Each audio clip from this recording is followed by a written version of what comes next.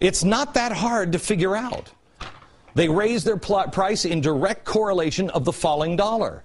The price of gas is not going up. The dollar is going down. Now, who is responsible for that? Who's responsible for the little red line here?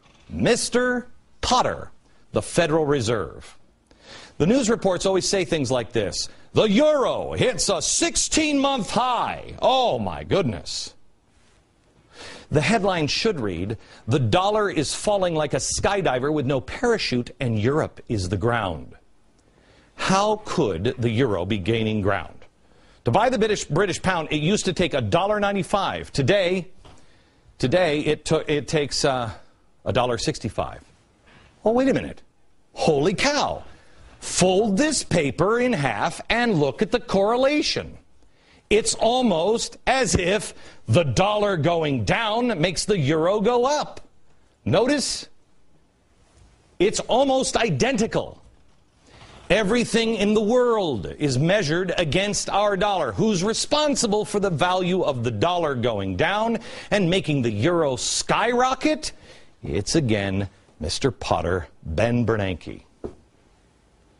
Here's a report on the dollar today. The dollar took a beating Wednesday, losing ground to a range of currencies, and it's falling to its lowest level since against the euro in 15 months.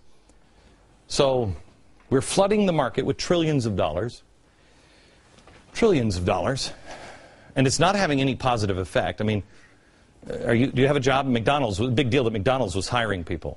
All it has done is make your dollar worth less, and soon worthless. It has also caused energy prices to rise, food prices to rise, enrich large financial institutions. The best thing you can say about the mass injection of cash is, well, we have delayed the inevitable collapse. That's why I was actually for the first TARP package for 3 days, because it did delay the inevitable collapse. But it took me 3 days to reverse myself, because I said on the third day, they're not warning you.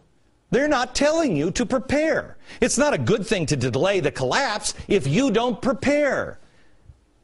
They're preparing. How do I know? Well, let's look at the stock market. Have you noticed the stock market's doing really well? Up 52 points, 12,506. Now, has anybody bothered to look into why the stock market is so high when clearly things on the ground, when businesses aren't doing well, with gas prices, everything else? How has the stock market stayed up in the middle of this? You look at the drastic rise of energy cost. I mean, America's outlook, it's good when our energy prices are going to continue to rise and go through the roof. D.C. already has $5 a gallon gasoline. There are reports of $6 on the way. The effects on that is more than just you driving to work and heating, which are huge. Everything that gets shipped will be higher. Food, clothes, everything that has to go onto a train is made in a machine. Your soap, everything is based in oil. How could it possibly be that Wall Street is going through the roof?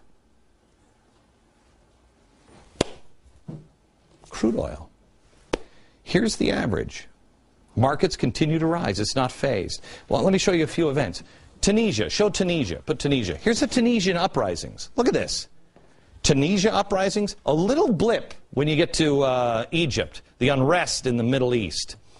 And Libya. There's Libya. Here's where we go to war in Libya. Boom. And then right back up. Now look at this.